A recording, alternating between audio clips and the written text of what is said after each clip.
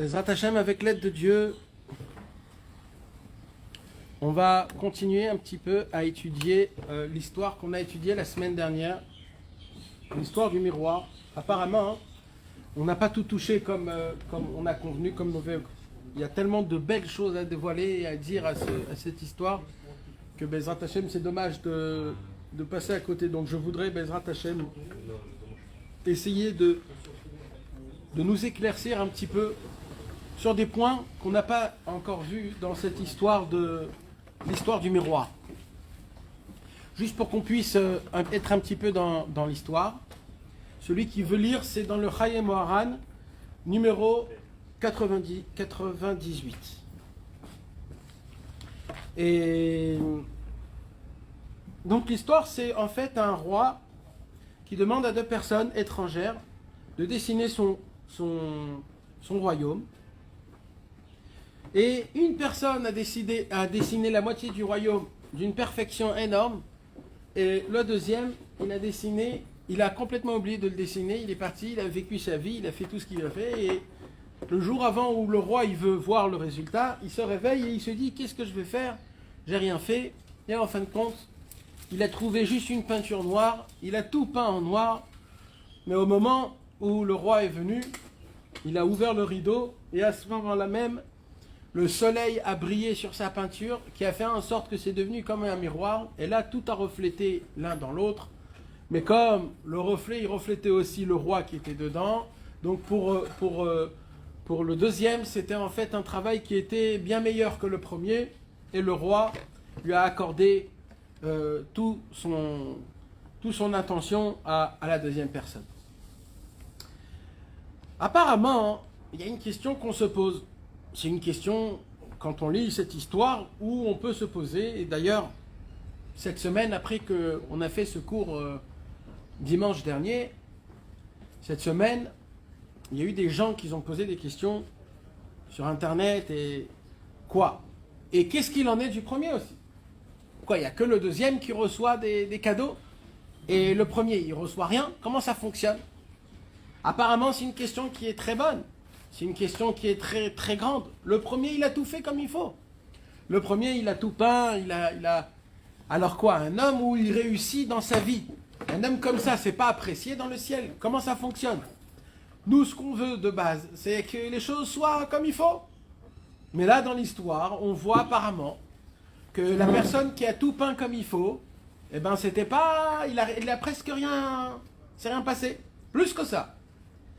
Si on regarde bien dans l'histoire, dans Chayei Moharan, je vous l'ai dit la semaine dernière, dans Chayei Moharan, on voit que quand le roi il voit pour la première fois le premier travail, il y a écrit là-bas où le roi, il y a écrit que c'était super beau. Le roi, il a vu des très très belles choses.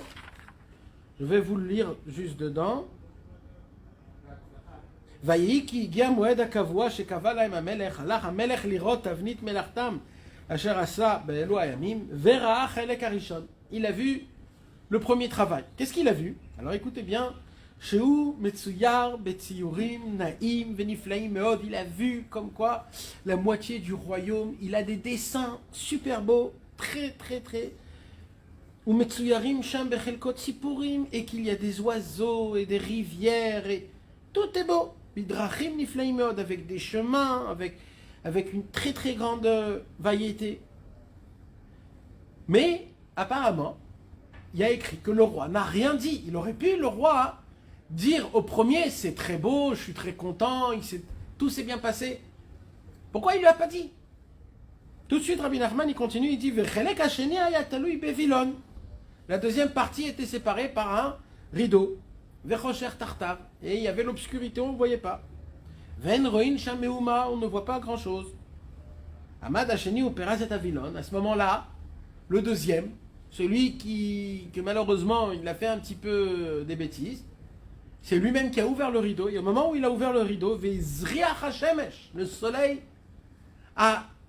D'un coup, c'était au moment où le soleil, il est sorti de ses nuages, qui a fait rayonner sa lumière pile poil, exactement en face de tout ce qu'il a dessiné le deuxième.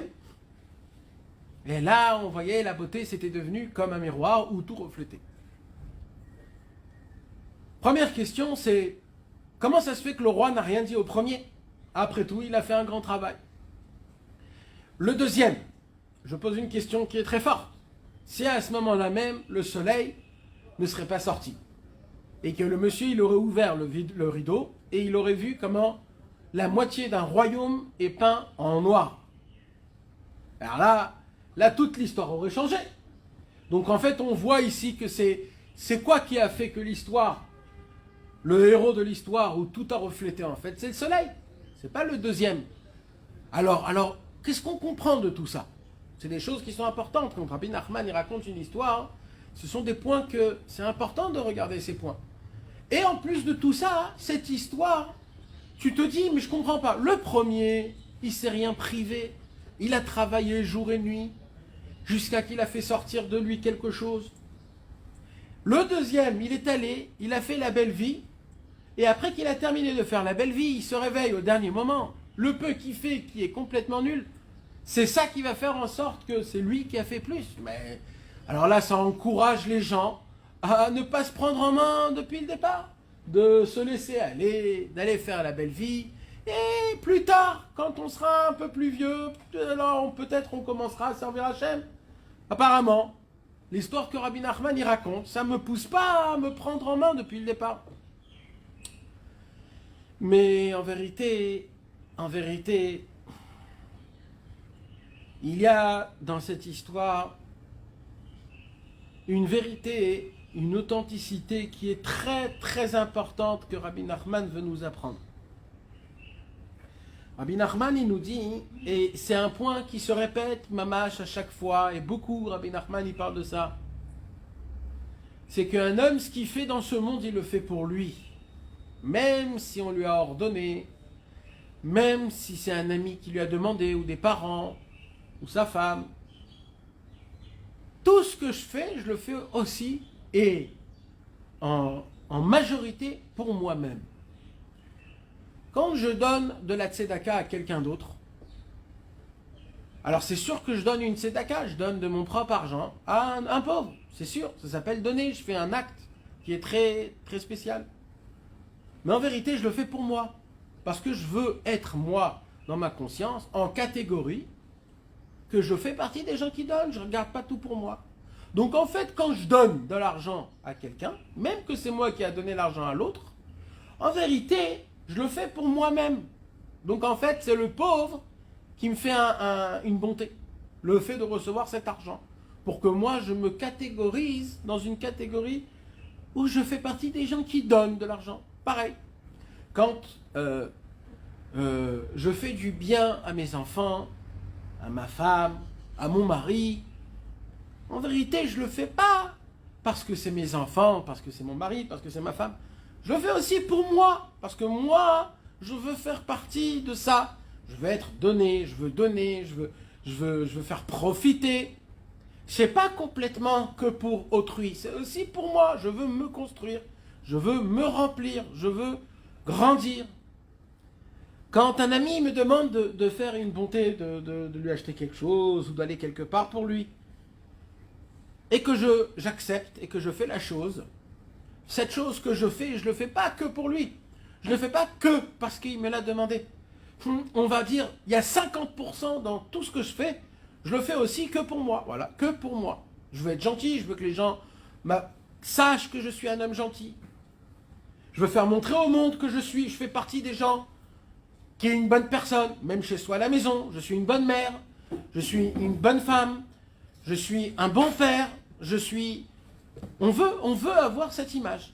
Dans le travail, c'est exactement pareil. Même avec moi-même, même des traits de caractère qui sont moi avec moi-même, où personne ne peut savoir. Ça peut être avec des pensées, penser sur quelqu'un, quelque chose. Si des fois même j'essaye de me retenir et de ne pas juger des personnes dans un mauvais jugement, ou des autres choses comme ça, plusieurs fois. C'est vrai que personne ne peut le savoir, mais moi je peux le savoir. Et quand moi je le sais, la majorité des pourcentages de la raison pour laquelle ce que je fais, je le fais bien, 50%, c'est parce que je le fais pour moi. Parce que je veux être une bonne personne. Je veux que les gens savent que je suis une bonne personne. C'est pas méchant, hein, ne croyez pas, c'est normal. C'est très humain. C'est très humain, mais c'est très égoïste aussi. L'humain, il est très égoïste. On peut s'asseoir et faire quelque chose d'important, comme par exemple étudier la Torah, faire du chesed, plein de choses, mamash, plein de choses dans notre vie. Des choses que apparemment on le fait pour des autres personnes, mais en vérité je le fais pour moi. Alors ce n'est pas quelque chose de mal, chas v'shalom, n'entendez pas ça comme si c'est quelque chose de mal, pas du tout.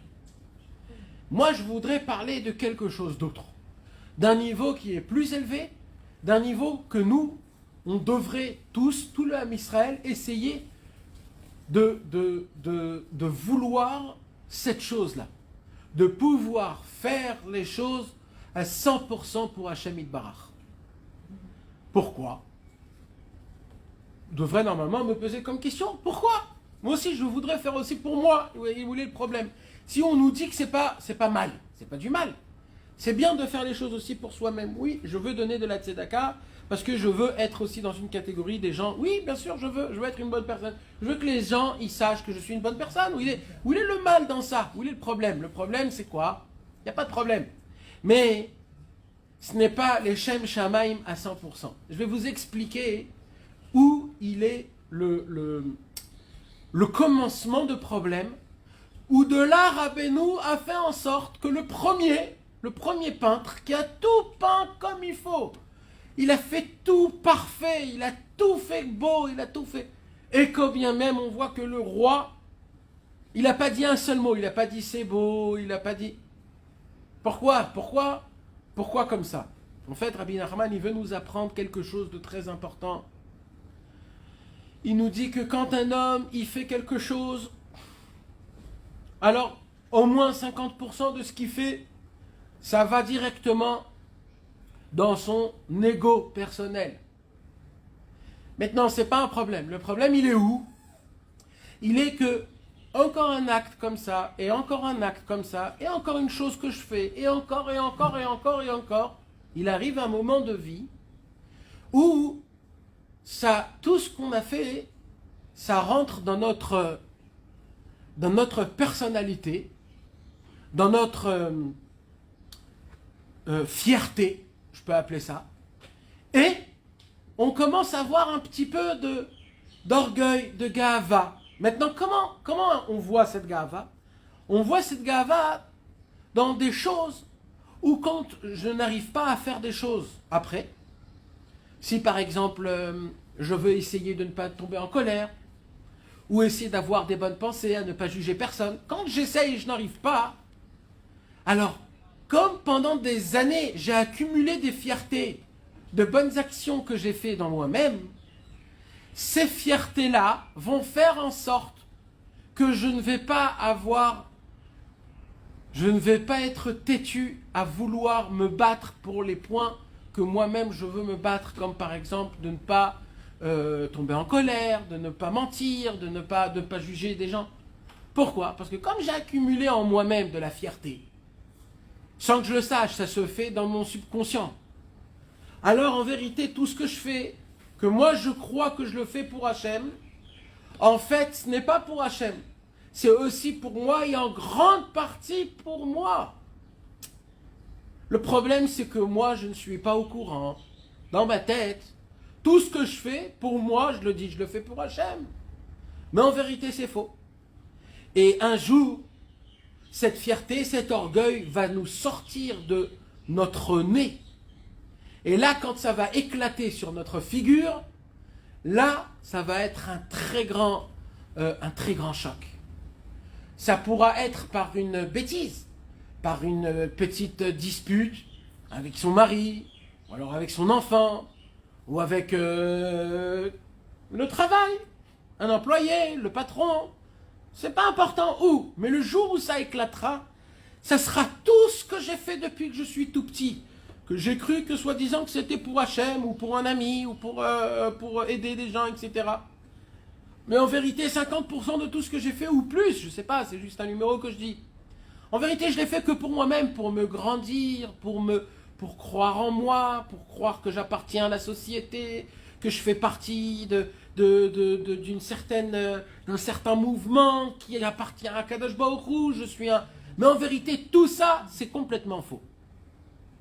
Je crois que je suis fort, je crois qu'Hachem il m'aime et qu'il entend mes prières parce que j'ai fait plein de mitzvot, parce que... Mais en vérité, tout ça c'est faux parce que tout ce que je l'ai fait aussi pour moi. Et ça, Rabbi Nachman, il dit, je veux vous l'enlever encore quand vous êtes jeune, avant que ça vous éclate dans votre figure. Le jour où vous allez comprendre qu'en vérité, tout ce que vous avez fait, ce n'était pas pour moi, c'était que pour vous-même. Maintenant, il n'y a pas de problème à ça. Mais le problème à ça, c'est que, sans que tu le saches dans mon subconscient, comme je me l'appartiens pour moi, je me dis, je l'ai fait, ça devient ma partie de ma vie. Et ça, c'est faux, c'est pas vrai. Alors, Rabbi Nachman, comment il essaye de nous apprendre, nous éduquer? Écoutez bien, et ouvrez grand vos cœurs et vous allez voir la beauté d'une vérité tellement grande et belle, où Rabbi Nachman, il dit, moi je veux vous dévoiler la vérité. Je veux que vous sachiez, que vous voyez combien Hachem est grand, et combien il vous aime, et combien il a pitié de nous. Comment? Alors, Rabbi Nachman, il raconte dans son histoire que quand le roi il vient voir ce fameux peintre qui a tout peint le royaume d'une beauté qui est exceptionnelle, il lui dit aucun mot. Pourquoi il lui dit aucun mot? Rabbi Nachman, il explique parce que ce qu'il a fait, il a fait pour lui. Il n'a pas fait pour le roi. Donc, toi, tu as fait quelque chose pour toi. J'ai rien à dire. Je vais pas te dire merci puisque tu l'as fait pour toi. De voir que c'est beau, oui, c'est beau. Je te le dis, voilà, c'est beau.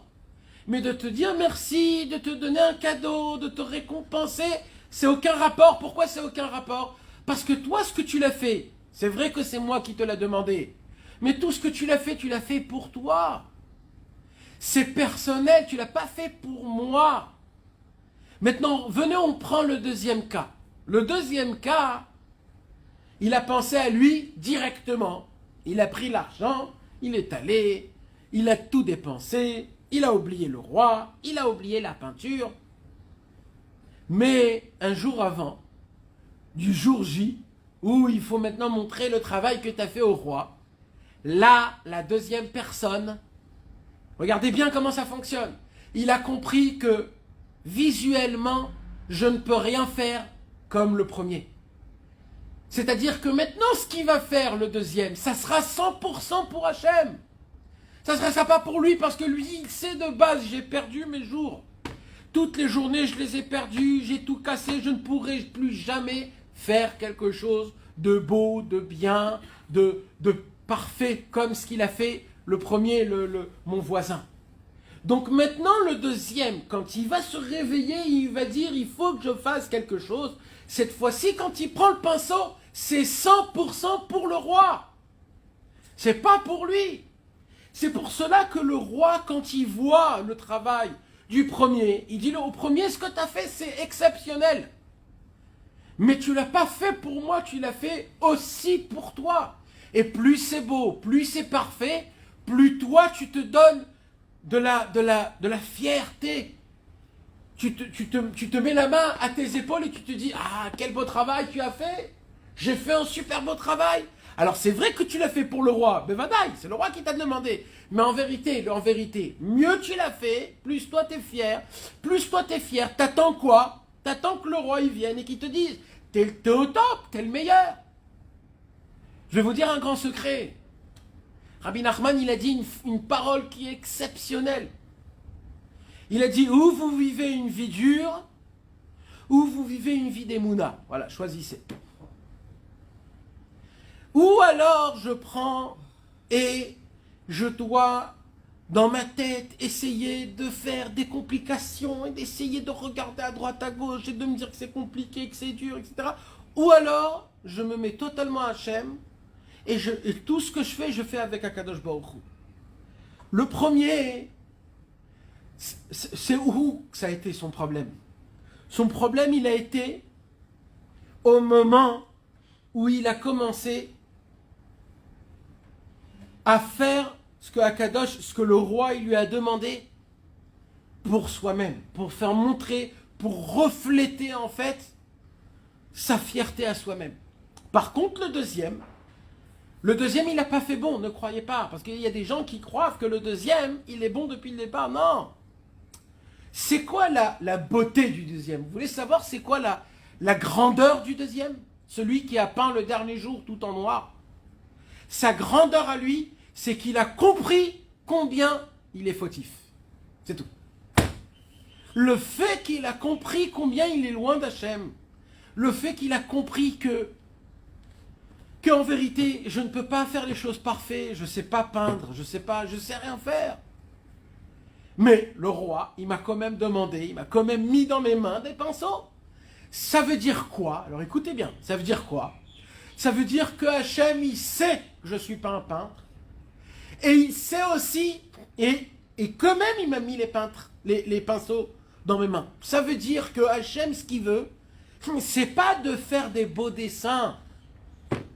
Le premier, il croyait que, qu'est-ce qu'il veut en fait le roi?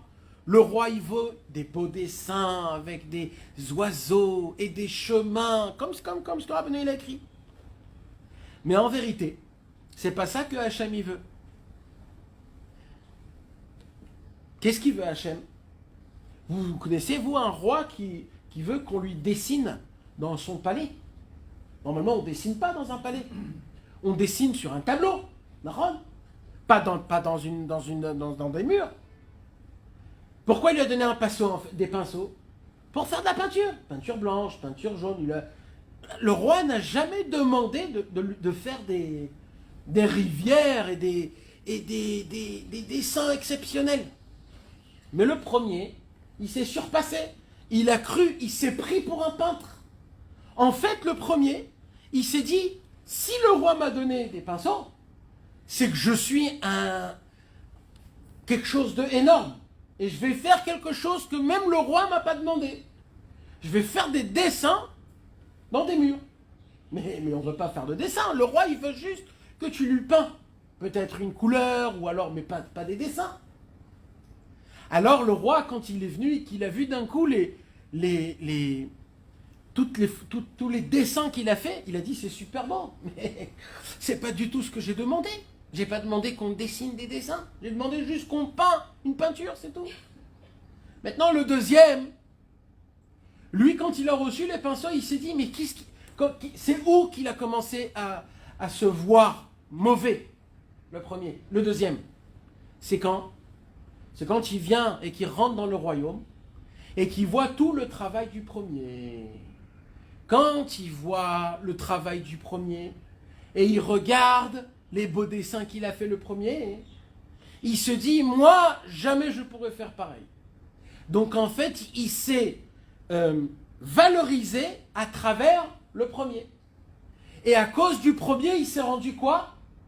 Il s'est rendu un zéro. Pourquoi? Parce qu'il s'est dit, moi, je ne pourrais jamais faire le travail qu'il a fait le premier. Donc normalement, il est dans une situation de Yehush, une situation de désespoir. Quand je vois à côté de moi un homme qui sert Hachem meilleur que moi, il est content, il n'a pas de parnassa, mais il est quand même content, il juge personne, il chante à table, il crie pas après ses enfants, et ainsi de suite. Et toi, tu regardes à côté et tu dis, waouh, regarde comment c'est un tzaddik. Jamais je pourrais être comme cette personne, jamais je pourrais avoir des enfants éduqués comme ces enfants-là. Et ainsi de suite. Et tu te fais des remords et tu te manges sur toi-même. Il dit Rabbi Nachman de Breslev, le monde en entier, il vit de cette manière que quoi? Que comment on se juge à travers un mensonge. Parce que le deuxième, le peintre, le perdant, il s'est rendu perdant à cause du gagnant. Mais en fait, le gagnant, il n'a jamais été gagnant. Et la preuve, c'est que le roi, quand il vient, il regarde les dessins, il dit, les dessins, ils sont très beaux, mais moi, j'ai jamais demandé des dessins. Moi, j'ai demandé juste qu'on peint une peinture. Maintenant, qu'est-ce qu'il a fait le deuxième? Le deuxième, il a dit, En Yehush Baolam Klal. Interdiction de désespérer. Alors, il me reste 24 heures, j'ai plus d'argent, j'ai plus de peinture, j'ai plus de temps, et j'ai pas le savoir-faire. Yéhouch, désespoir total, qu'est-ce que je peux faire? Il y a des fois dans notre vie où tu te dis, je peux pas faire ça, ni ça, ni ça, c'est ma nature, c'est parce que je suis marocain, tunisien. Des fois on se met ça sur nos parents, sur nos grands-parents. Mais tout ça c'est du pipeau. Et on arrive à une situation dans notre vie où tu te dis, ça y est, les jeux ils sont jetés, les dés ils sont jetés, ma femme c'est ma femme, mon mari il est comme ça, mes enfants ils sont là, et je peux pas changer le monde. C'est comme ça, je vais vivre avec, et puis c'est tout, qu'est-ce que tu veux que je fasse? Et là il vient Rabbi Nachman et il dit, c'est justement à ce moment-là où tu vois que tout est terminé. Comme c'est écrit dans la Gemara, Afilu cherev chada munachat al tzavaro shel adam.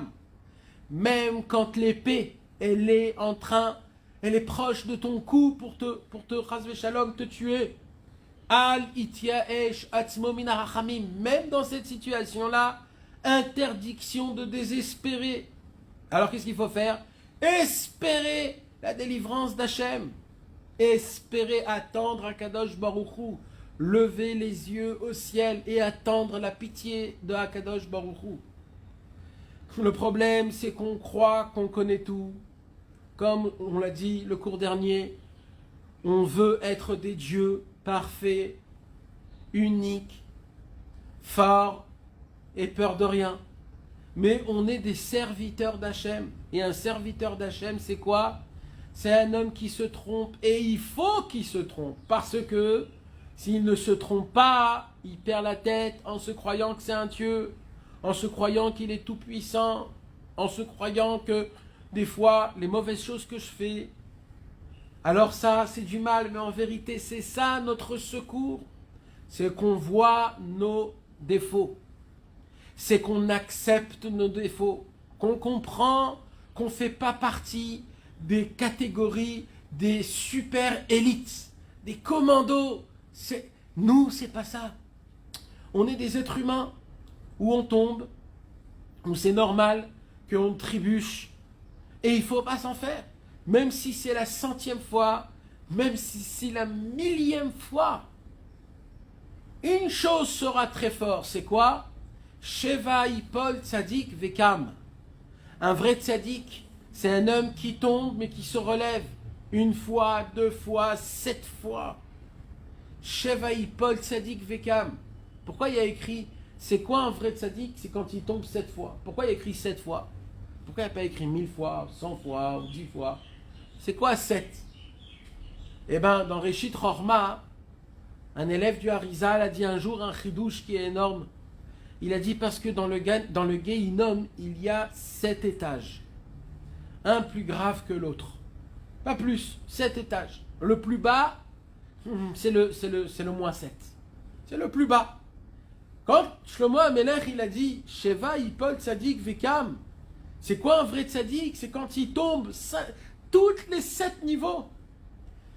C'est que, il dit le Réchit Rorma, un vrai tzaddik, c'est quand dans le ciel, on lui fait montrer, on lui fait faire tomber dans tous les niveaux pour qu'il se sente le plus bas possible. Et là, quand tu vas te sentir le plus bas possible, là c'est certain que tout ce que tu vas faire 100% pour Hachem.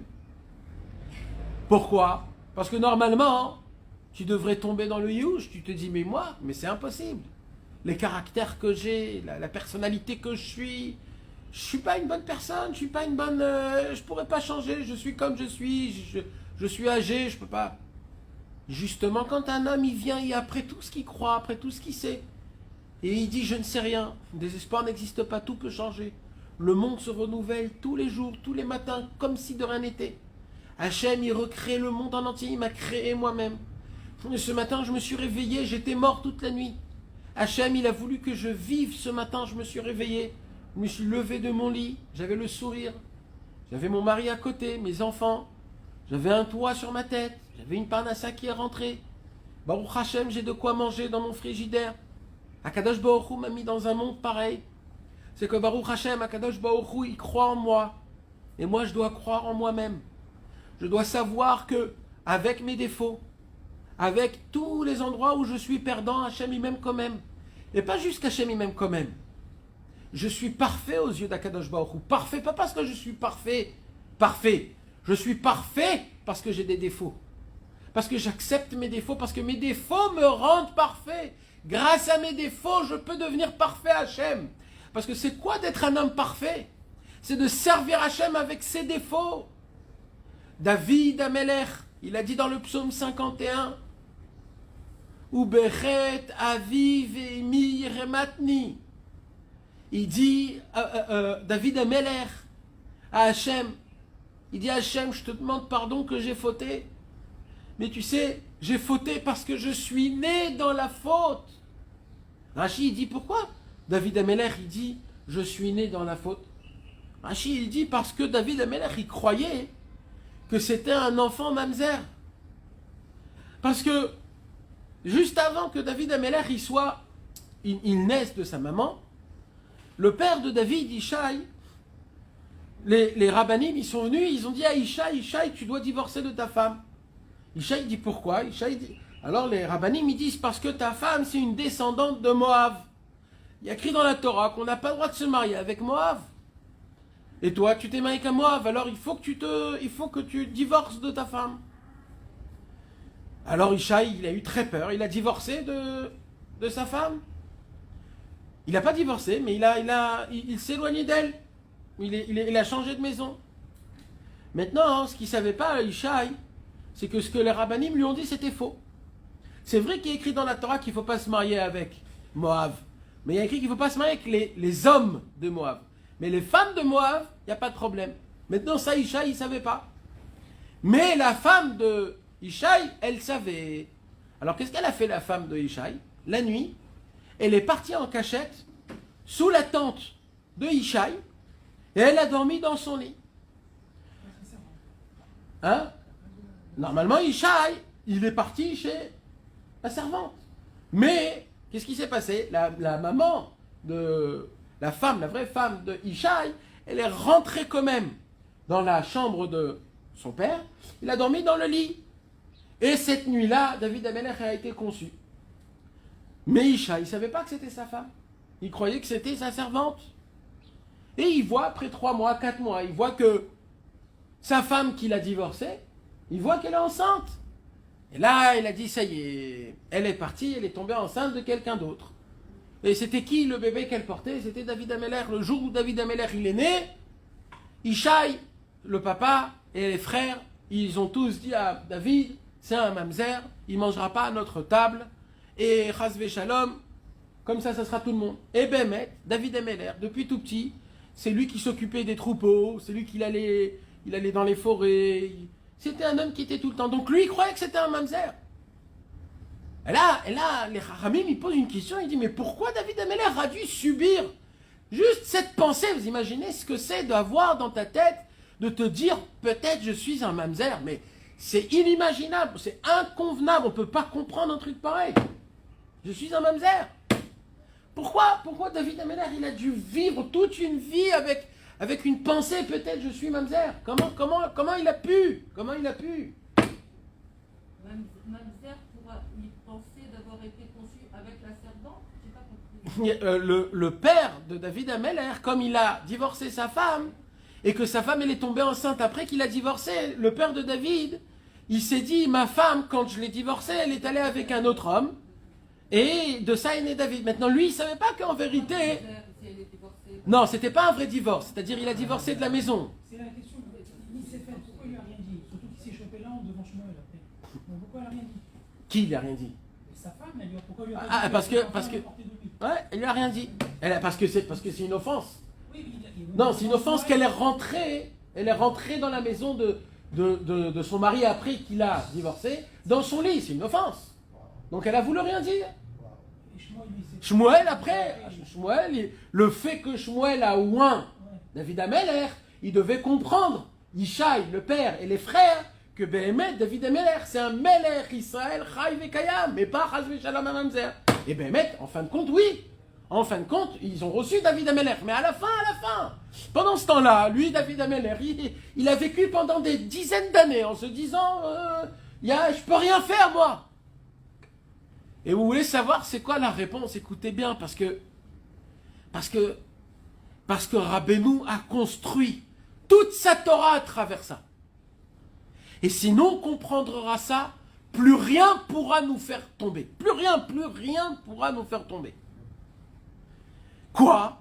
Il dit, les Rachamim nous disent, si David Ameller n'aurait pas cette sensation d'être un mamzer et d'être rejeté et d'être un homme poursuivi, jamais il aurait fait les Teilim, jamais il aurait supplié Hachem, jamais il aurait crié « Sauve-moi, Atzileni miyadachi », jamais il aurait fait. Pourquoi? Parce qu'il se serait dit, bon, ça va après tout, qu'est-ce qui se passe? Le fait qu'il a su dans sa tête qu'il est né mamzer et qu'il est rejeté de tout le monde, ça a créé en lui une sorte d'humilité tellement grande qu'il se dit, moi, pour moi, faire quelque chose, pour moi, dans ce monde-ci, je peux rien faire.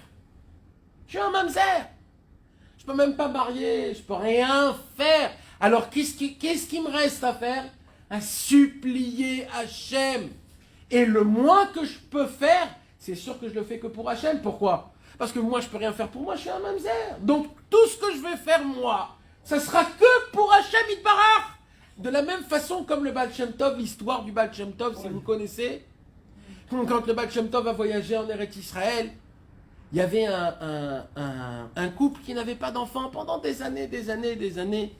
Ils ont entendu le nom du Baal Shem Tov, ils ont couru après lui, jusqu'à qu'ils sont arrivés, ils ont fait Pessah ensemble le soir du Seder.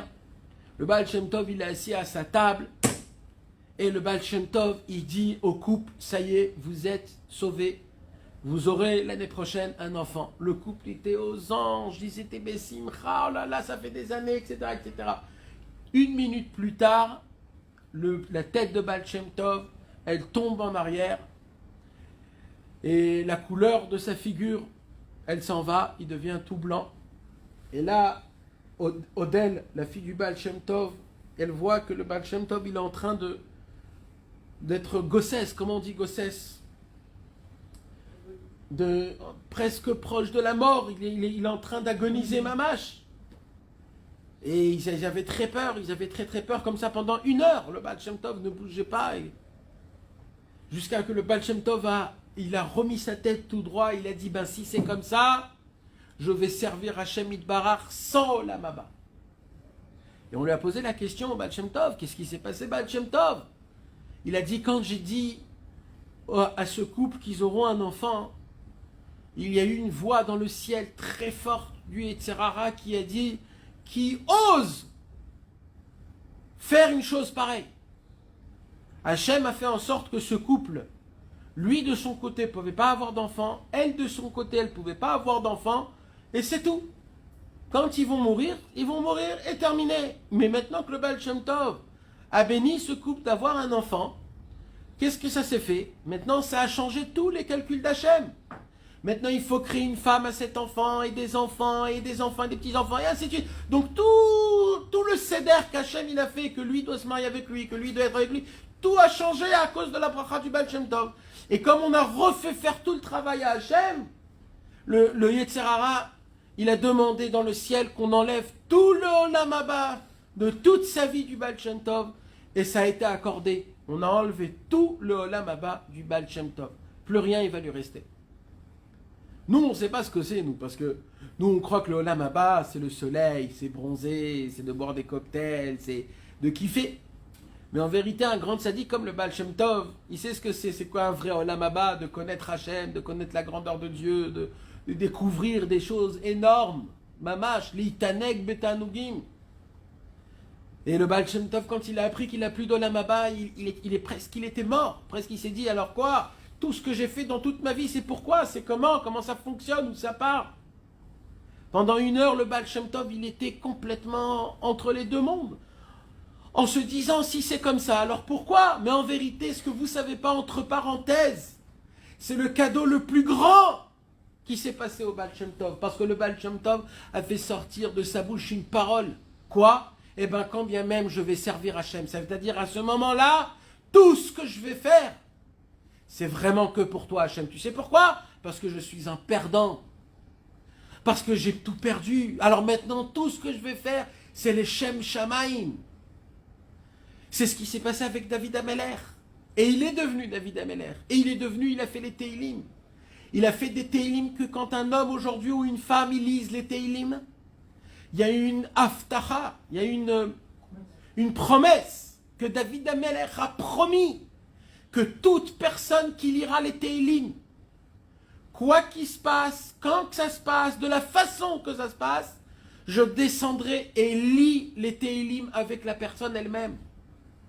C'est une promesse de David Ameller. Comment, Rabbi Nathan y pose comme question dans l'Ikuta Lachot, comment le Teilim il a une puissance pareille qu'à chaque fois que je lis des Teilim, David, il se tient à côté de moi, il lit les Teilim avec moi. Comment ça a une puissance pareille? Rabbi Nathan il dit parce que ce qu'il a fait David Ameller, c'est Hitbo des doutes. Il a fait Hitbo des doutes en sachant qu'il est perdant, en sachant que de base il ne peut plus rien atteindre et rien ne lui revient de comme il faut. Mais il a quand même tenté sa chance, il n'a pas fait Yehush. Quand un homme il désespère pas, quand un homme il continue à creuser et on lui dit ça sert à rien mais il continue, il dit c'est à ce moment-là même que ce qu'il fait, c'est un impact, que cet impact ne s'arrêtera jamais, même après la venue du Mashiach.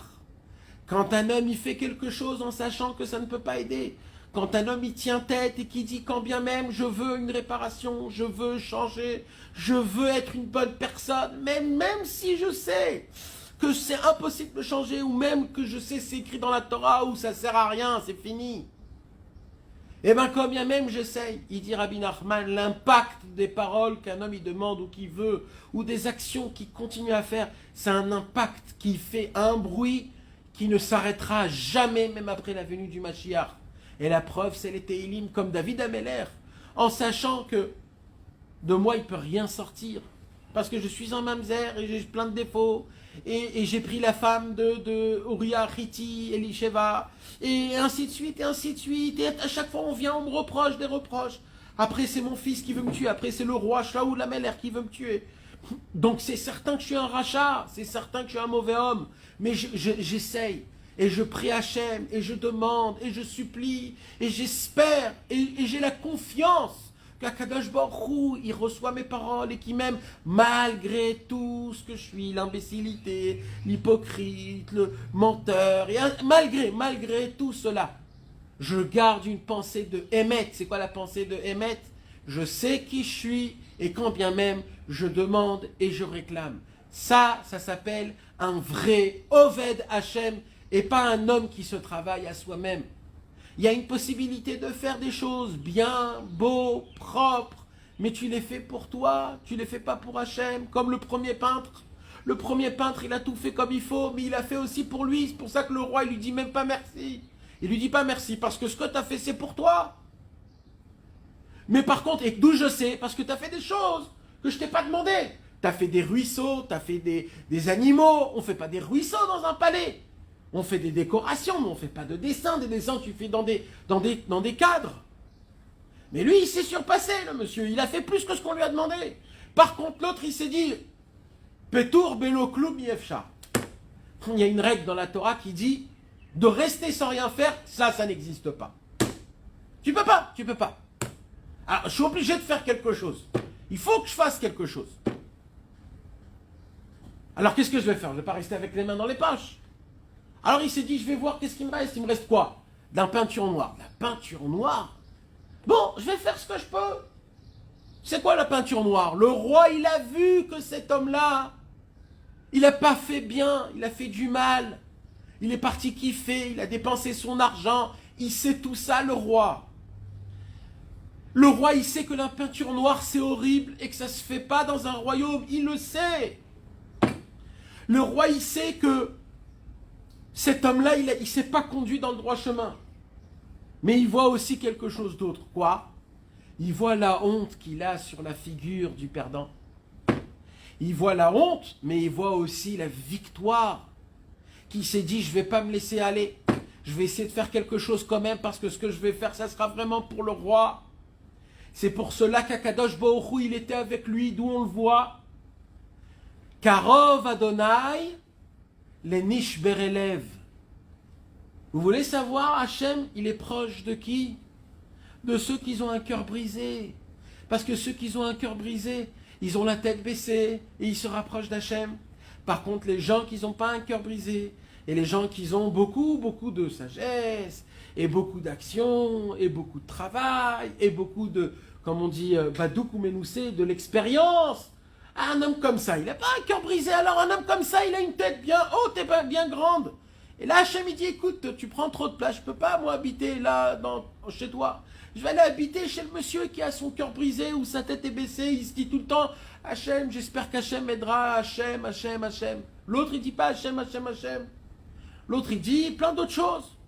Mais un homme, quand il comprend et qu'on découvre qu'en vérité, là où je tombe, en vérité, c'est ma chute qui me rend plus fort. C'est ça que Rabbi Nachman, il a découvert et qu'il a dévoilé haut et fort dans toute sa Torah. Quoi? Nous, on a peur des chutes. Nous, on a peur des défauts. Nous, on a peur quand on perd. Il dit Rabbi Nachman, tout ce monde est un pont qui est très étroit.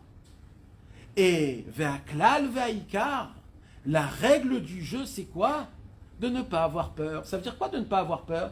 Il dit Rabbi Nachman, c'est normal quand un homme il tombe d'un pont qui est très étroit.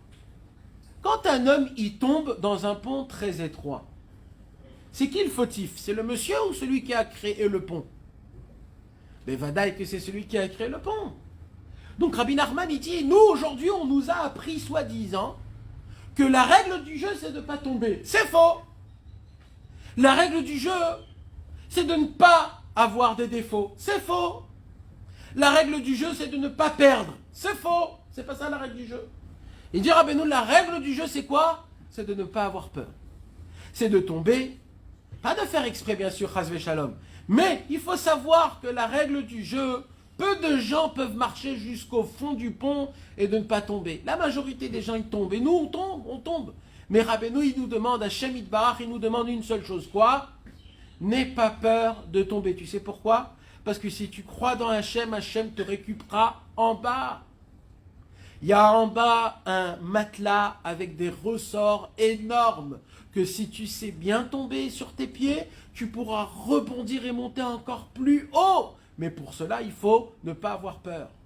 Parce que si j'ai peur, alors là, pendant toute ma chute, je peux atterrir et m'éclater en bas. M'éclater complètement parce que j'ai eu peur. Je ne suis pas tombé sur mes pieds, je suis tombé sur ma tête, sur le dos, sur le ventre. Mais quand je sais qu'il y a quelque chose en bas qui va me rattraper, c'est quoi? C'est la Emouna, c'est la Tfila, c'est la Simcha, c'est la Hitkashrut, les Rabbeinu Akadosh, c'est les Tzadikim, c'est les voyages chez le Tzadik, c'est toutes ces belles choses. La Simcha du Shabbat, c'est de faire du Chesed, je m'appuie sur Akadosh Baruch Hu, je peux rien faire parfait, mais je fais même si c'est pas parfait. C'est très très dur. C'est vraiment très très dur. En fait, c'est comme si j'essaye de faire un gâteau. Je prends tous les ingrédients du gâteau, je les mets tout, et en fin de compte, ça sort une salade de fruits. Le gâteau, il tient pas, tout bouge, tout est molle. Et moi, je dois me dire, c'est bon, c'est bien. T'imagines combien de force il faut pour que je me dise, c'est quand même bon? Et bien là, à ce moment même, quand un homme, il essaye de se réforcer, qu'est-ce qui se passe? Le monsieur, il ouvre le rideau. Il a hyper honte de faire montrer au roi la peinture noire. Mais Karov Hachem, les nish berelev, Hachem il est proche des gens qui ont le cœur brisé. À ce moment-là même, le rayon du soleil, il fait briller juste à l'endroit là où la personne elle a peint toute cette pièce en noir et c'est devenu un miroir.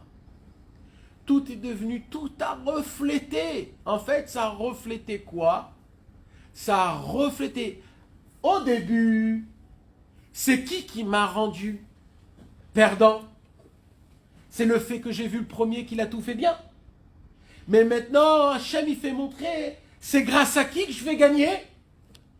C'est grâce au premier, en fait, parce que le premier, tout ce qu'il a fait, il a fait pour qui? Pour moi! Il s'est fatigué pour moi. Regardez ce qu'il nous apprend. Nous, on voit des gens, on envie des gens, on envie à droite, à gauche, mais en vérité, on va voir que tout ce qu'ils ont fait, les autres, ils l'ont fait pour qui? Pour moi. Un jour, la Gemara, elle raconte dans ma Masechet Shabbat, un jour, Rabbi Akiva, il marchait avec les Chachamim. Et là-bas, ils ont vu comment en Eretz Israël, ils ont fait des ponts et des routes et des choses énormes. Ils ont construit. Et là-bas, il y a un des élèves, il pose la question à Rabbi Akiva, pourquoi les Romains, ils ont tout changé à Eretz Israël, ils ont fait des ponts, des routes, etc. Alors Rabbi Akiva, il n'a rien dit. Il y avait un autre qui a répondu. Il a dit, tout ce qu'ils ont fait, ils l'ont fait pour eux.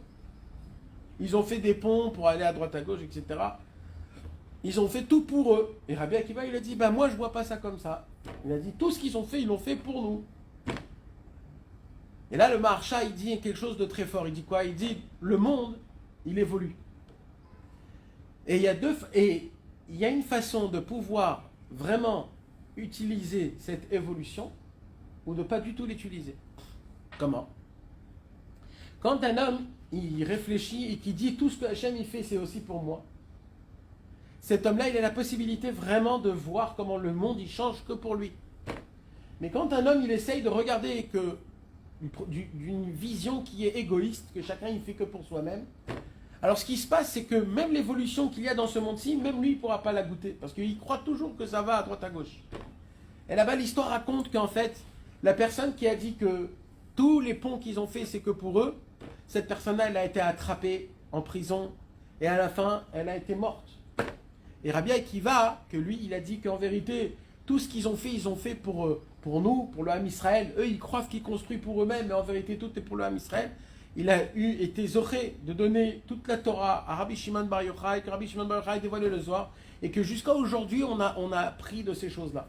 Et ce qu'on apprend aujourd'hui, c'est quoi? C'est qu'en vérité, tu peux regarder ton prochain, l'envier, et te dire, ouais, et à cause de ça, de te rabaisser, et c'est que du mal que tu te fais à toi-même. Par contre, il dit Rabbi Nachman, tu peux regarder ton prochain, et au lieu de le regarder, de l'envier, tu vas te dire qu'en vérité, tout ce qui se passe de bien avec cet homme-là, c'est aussi bénéfice pour moi. Si un autre, il sert Hachem mieux que moi, c'est aussi pour moi, c'est pas que pour lui. De la même façon que dans l'histoire, tout ce qu'il a fait, tout ce qu'il a peint, ça a reflété le travail de l'autre. De la même façon, en vérité, c'est ce qui s'est passé. Des fois, quand un homme, il fait que pour lui-même, jamais il pourra goûter son propre avodat Hashem. Ça va aller aux personnes que même ça s'est passé comme il faut, que c'est bien. Et là, apparemment, il y a une dernière question qu'on pose sur cette histoire. Le pauvre, le premier, le peintre, le parfait, le perfectionniste, qu'est-ce qu'il en est avec lui? Qu'est-ce qui se passe? Il a quand même fait quelque chose. Il a quand même peint, ok. Il a fait pour lui, il a tout fait, ok. Mais il a quand même fait. Alors, qu'est-ce qu'on fait de ça? Alors regardez comment c'est beau la réponse. La réponse elle est, si réellement il voulait faire plaisir à Hachem, au roi, alors dans tous les cas, ça a été reflété par l'autre. Donc ce que ça reflète par l'autre, ça fait quand même du plaisir à Hachem.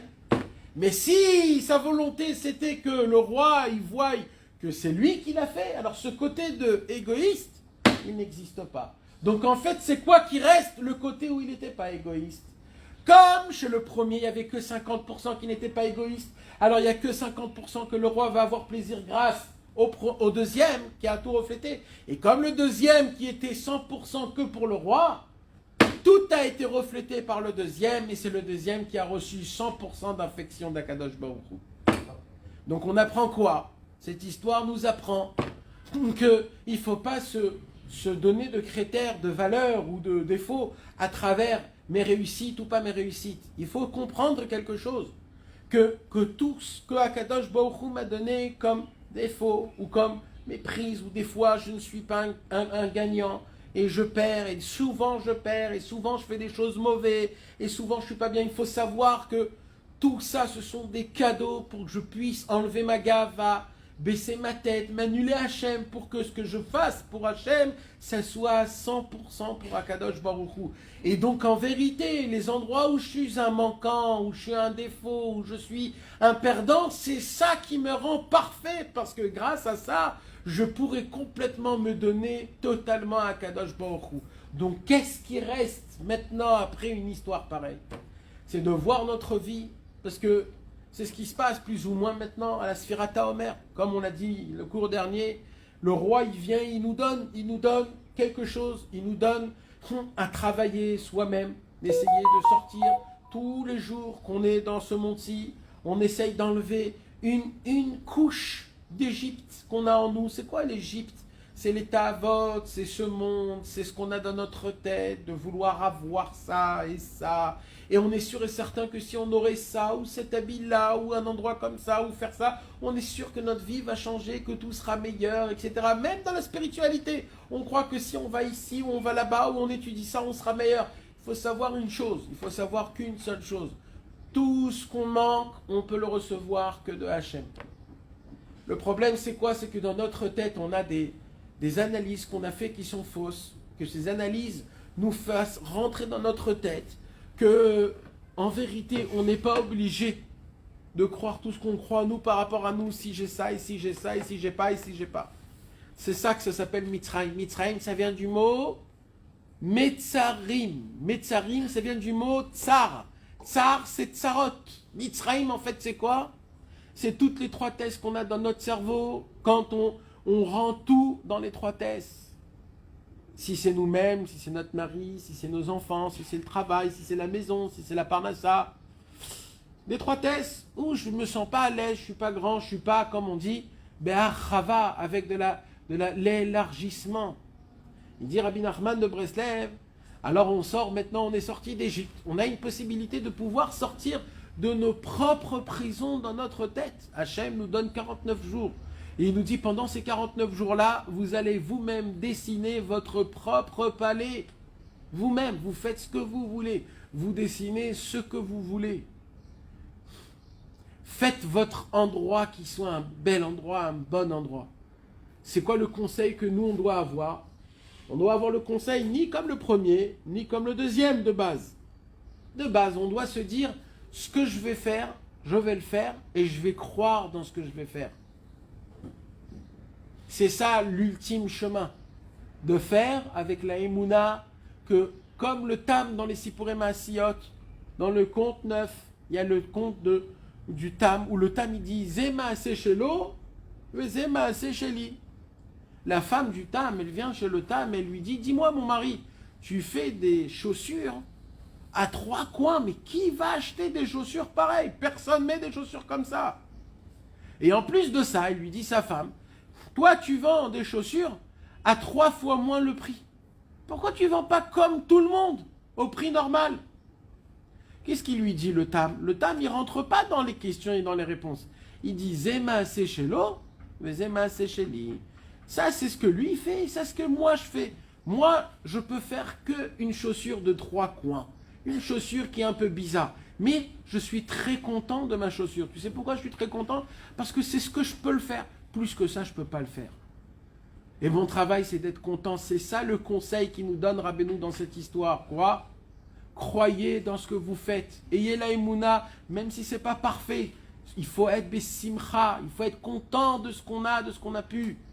Du peu de Shabbat qu'on a eu de Simcha, du peu de la prière que j'ai fait Bekavana, du peu de la journée que je me suis conduit comme il faut, d'être joyeux. Et pas juste joyeux, de chanter, de danser, que Baruch Hashem, j'ai pu faire quelque chose de bien aujourd'hui. Même si c'est un tout petit peu, même si c'est une seule seconde, c'est énorme. Pourquoi c'est énorme? Parce que je suis rempli de défauts, et plus j'ai des défauts, et plus je les accepte, plus ce que je fais, c'est totalement pour Hashem Yitbarach. C'est au moment où je perds ma simcha dans mon avodat Hashem que là s'applique l'histoire. Et que là, je dois passer par des chemins et des chemins et des chemins pour que je puisse comprendre qui je suis vraiment. Jusqu'à que là, je suis hyper content du tout petit peu que je fais, parce que le travail essentiel que Hashem il nous demande, c'est de comprendre que tout ce que je fais, C'est des cadeaux gratuits qu'on reçoit d'Akadosh Baruch Hu, ça ne dépend pas de moi. Et donc, si ce sont des cadeaux gratuits, on doit, notre travail à nous, c'est mamash d'être bessimcha tout le temps. C'est ça l'essentiel travail d'un homme qui doit se renforcer le maximum possible. Pendant la tkoufa de la Sfirata Omer, Bezrat Hashem, qu'Akadosh Baruch Hu nous donne la force, que notre simcha ne soit pas quelque chose qui dépend, mais qui soit quelque chose de naturel, depuis que je vais me réveiller le matin, jusqu'au soir où je vais m'en endormir, de me contenter même du tout petit peu et de savoir que même le tout petit peu c'est un cadeau, malgré tout ce que j'ai moi dans toute ma vie, toute ma journée, Bezrat Hashem.